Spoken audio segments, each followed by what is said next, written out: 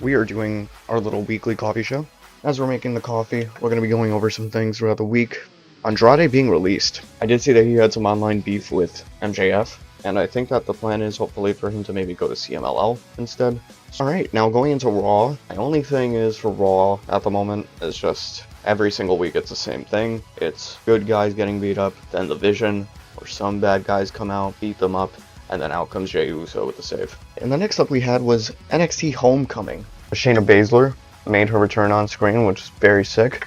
And also I liked how they incorporated the new and the old theme songs. During the Grayson Waller effect, Ricky Saints cut a great promo. That was really good. I felt the emotion. It was great. It got the job done. So during that entire thing, just went on his tirade, and then Trick Williams came out.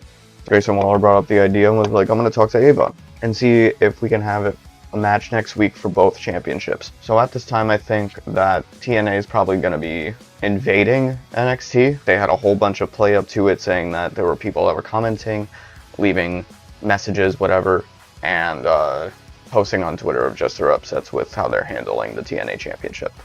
Another show that was on this week was September to Remember, which was the Go Home show for All Out.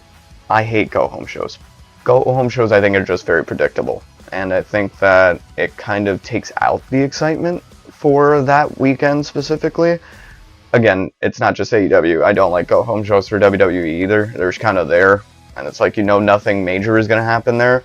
The only time I'd say that it was justified was when Julia won the US title. Dax Harwood getting his nose broken. He still continued on Saturday. And the Young Bucks are having issues with their money. They won that $500K that Jon Moxley allowed them to have.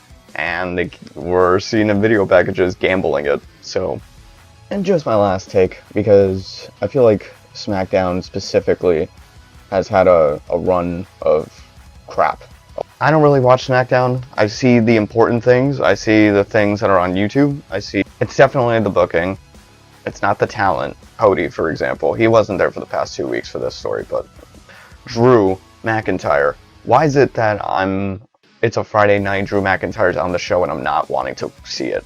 Because a couple months ago, Drew McIntyre was a fucking highlight for the CM Punk feud, and I wanted to see every week of that because of his promos and what he would say. And the Wyatt Six. The Wyatt should be more invested into it. I'm trying to get more invested into it. I think for me, it's the fact that I have that thought in the back of my head, especially with how The Fiend was handled. Like the Wyatt Six winning tag team titles, don't get me wrong, it's a great concept. But I think that there probably are other tag teams that do deserve it, also known as Fraxium.